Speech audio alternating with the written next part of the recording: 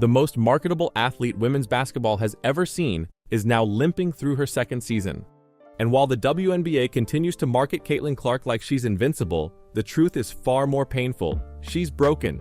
Not because of a single hit or bad play, but because of a system that has failed to protect her from the start. Here, she is dribbling down, she plants her foot, she passes the ball to Kelsey Mitchell on the back door, and then when she is running back on the other end of the court, it seems like she's grabbing her groin area. Now, it also seems like she's grabbing her right groin area, and her last groin injury was supposedly on the left side. But this was honestly, I'm not going to share this whole clip because I don't know how much she wants the video of her basically crying on the court to be circulated. This is the exact moment that sent a chill down every fan's spine. Caitlin Clark, the WNBA's most visible star, the league's media magnet, went down again. Not from a brutal foul, not from a fall, but from her own body giving out. That's what makes this moment even scarier. The clip shows her doing a simple basketball action, a plant and pass, and then she begins to limp. No contact, no major collision, just pain. And when Caitlin, who rarely ever shows emotion on the court, starts crying, that's a red flag. It's a sign of frustration, fear, and realization all at once. She's not just hurt. She knows something deeper might be wrong. This isn't the first time. It's not even the second. The WNBA has a problem, and it starts here. Why is their brightest young star constantly pushed to the edge of re-injury in meaningless moments of physical exhaustion late in games? Why is the physical toll not being addressed? And more importantly, how much longer until something really breaks? Play in the game was with under 1 minute left in the game against the Connecticut Sun. Now, they were winning by, I believe, 8 points at the time, so I guess the Sun could have came back, but every time the Indiana Fever plays the Connecticut Sun, it is a very, very physical game, and I'm gonna go into some of the clips that are going viral right now. There are multiple moments in this game that were so egregiously called, or there was no calls by the referees, and it's getting out of control at this point. And even Caitlin Clark's brother tweeted, "This one is on the refereeing." Like, there are people in Caitlin Clark's family who are starting to call out the referees because when fans talk about letting them play, they don't mean letting the stars get mauled. And yet, every Fever Sun matchup has become a gladiator match. The problem? The officials are letting it happen, or worse, missing it entirely. There's a point when physical play stops being tough and starts being reckless. This game crossed that line. Caitlin's brother calling out the referees publicly wasn't just a frustrated sibling venting. It was a signal. If even her family is now speaking out, what does that say about what's happening behind the scenes? The refs aren't just missing calls, they're setting a tone. One where elite players can't trust the system to protect them. The WNBA has been gifted a generational talent, but what message are they sending when that talent limps away from games bruised and battered, while whistles stay silent? Caitlin is paying the price for poor officiating, and the league's credibility is bleeding out with her. This referee number 39, and then he says something where she actually has to be held back. She gets so upset that she has to be held back by one of her coaches.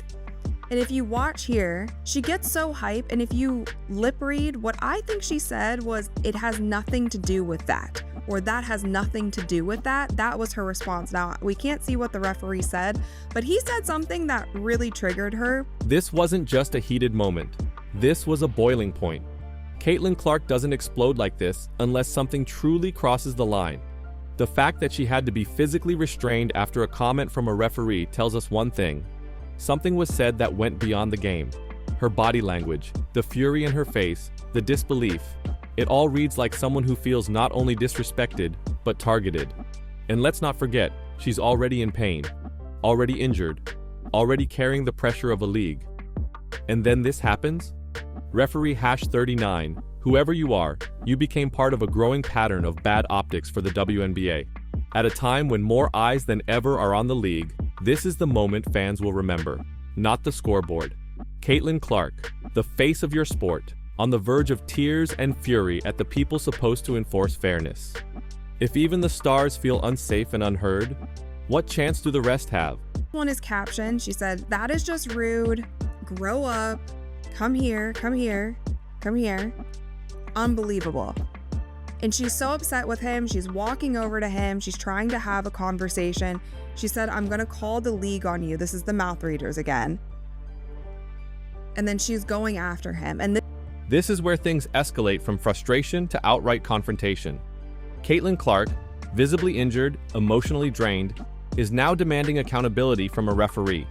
Not through a coach, not through the media. Right there on the court, face to face.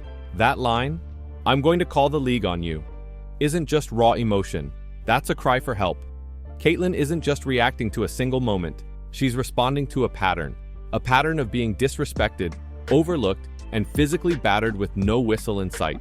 When your star player is forced to plead with officials mid-game like she's filing a complaint at HR, something has gone terribly wrong. This isn't how a professional league treats its most important players. This isn't how the face of the WNBA should be left to fend for herself. Imagine the message this sends to rookies, to fans, to future players. That even at the top, you're on your own? The WNBA needs to step in, not after the fact, but in real time. Because when athletes start threatening league intervention on the court, it's already too late. Charles, and they are battling in the post. And then you can see Tina Charles just kind of swims around and then throws Aaliyah Boston to the ground, like punches down on her. And she's on the ground, and that was not called a flagrant. This clip has nothing to do with Caitlin Clark, and yet it says everything about the league she plays in. Aaliyah Boston, another cornerstone of the Fever, was literally thrown to the ground by Tina Charles. Not bumped, not tangled, thrown. The fact that this was not called a flagrant foul is a straight-up embarrassment. This was not physical basketball. This was violent. And when the refs look at something so blatant and still shrug, that tells every player, including Caitlin, that their safety is negotiable. This is the climate the WNBA is cultivating. No protection, no accountability. And the worst part? The league is aware. These are nationally televised games. These clips go viral, and yet, nothing. The silence from the league office is deafening. Where is the review process? The fines? The public reprimands? If this same move happened in the NBA, it would be on SportsCenter for a week, and the league would issue statements within hours. But in the W, it's just another night, another ignored hit. And if Aaliyah Boston can be ragdolled like this without consequences, why would anyone believe Caitlin Clark is safe? All-Star's coming back to Indiana, and she might not be able to do that now because she got injured again in this game. Now, did she get injured again in this game because of how physical the play was for the entire game and it just wore her down? Did she get injured this game because the coaching staff brought her back too soon and she wasn't 100% and with... This was supposed to be her moment. The All-Star stage, home crowd, national spotlight, Caitlin Clark in the three-point contest. It was marketing magic, a celebration, a promise to fans that the WNBA had its superstar front and center. But now, that might be off the table. All because of a late-game, high-contact matchup that meant absolutely nothing in the standings. Let that sink in. The league's biggest draw may miss a nationally promoted All-Star event due to an avoidable injury in a game already won, under referees who refuse to control the chaos. It's the most short-sighted kind of failure. You don't just risk Caitlin's health, you risk the league's momentum, image, and fan trust. And let's be real, All-Star Weekend isn't just for fun. It's a business, a branding moment, the kind of platform that builds household names. If she can't go, if she's limping instead of lighting it up, who pays the price? Not just Clark, the WNBA as a whole. The fans lose, the sponsors lose, the sport loses, and all of it for what? A reckless game, a no-call foul, a shrug from the officials. This is what happens when a league doesn't protect its stars. Oh, that's all she's going to do in the All-Star game. But she's almost certainly going to play it. She is almost certainly going to play it. I would be absolutely shocked if Caitlin Clark does not play in the All-Star game.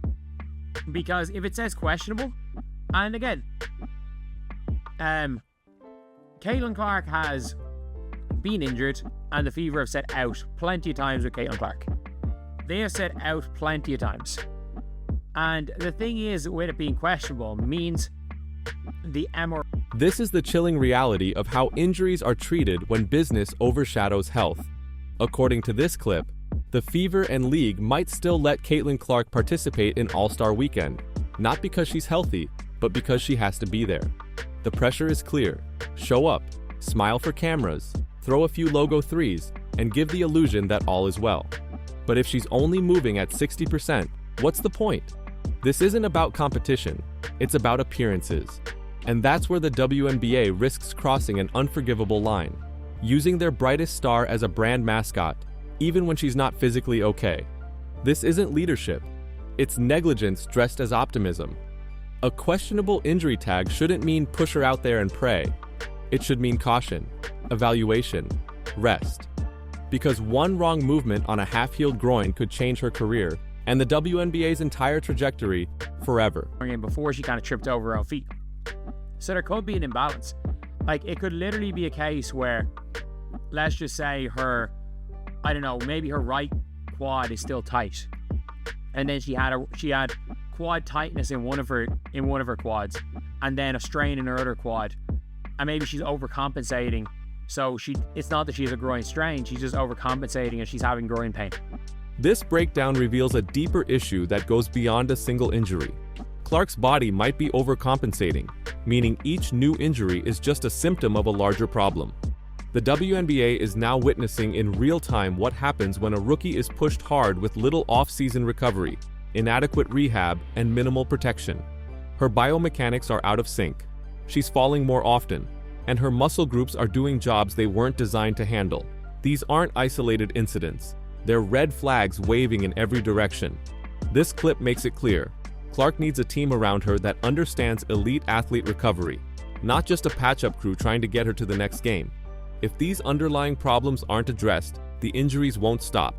They'll spread, and eventually, one of them won't just be a strain. It'll be something much worse. The clock is ticking, and the league can't afford to wait for disaster. One of those things where she might have to sit out the guts of a season. Not the guts of a season, sorry. Let's say the guts of a season, but the off season. It could be something where instead of playing golf, who knows?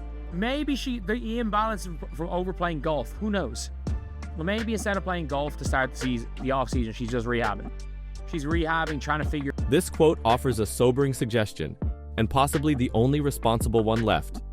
Clark might have to take an entire off-season just to fix what's already breaking. Not to train, not to bulk, just to heal. And when we're talking about the league's most valuable player, that's a massive indictment of how she's been handled so far. Clark didn't come into the WNBA broken. She was durable, explosive, resilient in college. But the transition has exposed flaws in both training structure and league-wide player protection. Taking the time to relearn mechanics, address imbalances, and slow down could save her career. But will she be allowed to? Or will she be rushed again, sold again, and put back on the floor before she's ready? All in the name of views, ticket sales, and jersey numbers. In the WNBA, Caitlin's spoken out about it, Sophie's spoken out about it, Coach Steph White has spoken out about it. The list goes on and on. Like, there's many of players who have said things about the referees. It doesn't change, and it's just leading to injuries. This clip drives it home. The offseason that should have recharged Caitlin Clark may have actually sabotaged her. Overtraining, under-recovery, commercial commitments, and media appearances might have replaced rehab, rest, and recalibration. The WNBA is now paying the price. But here's the twist. It's not just about Caitlin. This speaks to a larger failure in how the league supports its young stars, especially in their first year. Where was the guidance? The protection plan? The smart load management? Clark's offseason didn't prepare her for battle. It weakened her armor. And if the league doesn't reflect hard on this and make changes, fast, more rookies will follow the same dangerous path. Let's be clear. Caitlin Clark isn't soft. She's not overreacting. She's not being dramatic. She's in pain. And she's exhausted. Because every game she plays feels like a war zone. A never-ending gauntlet of hacks, shoves, collisions, and no calls. And when she finally reacts, finally speaks up, she's the one who gets blamed for whining, flopping, or needing to toughen up. Let's flip the script. Imagine this happening to Luka Doncic in his rookie NBA year. Imagine Sabrina Ionescu being allowed to get body-checked repeatedly without whistles. Imagine Steph Curry having to beg a ref to grow up. There would be outrage. There would be fines. There would be suspensions. But in the WNBA, there's silence, shrugs, a few tweets. Then it's business as usual. So here's the real question. Will anything change? Will the WNBA finally take officiating seriously? Will there be accountability for dangerous no-calls? Will they invest in real injury prevention and player protection protocols? Or continue rolling the dice with their most valuable asset? Because if they don't, we all know what happens next. The injuries will keep coming, the stars will fade early, and Caitlin Clark, the one who brought the casuals, the buzz, the dollars, might walk away before she ever gets the chance to dominate. This isn't just a Caitlin Clark problem, this is a WNBA problem. And if the league doesn't fix it, they won't just lose games. They'll lose fans, they'll lose players, and they'll lose the future. So I'll ask it again. Will the WNBA finally fix its referee problem? Or will we watch the league's brightest star burn out in real time? Let me know what you think in the comments below. Are the refs to blame? Was Clark rushed back too soon? Or is this just the cost of being the face of the league? Hit like if you care about player safety. Hit subscribe if you're tired of the silence. We're not done asking questions, and we're not letting this slide.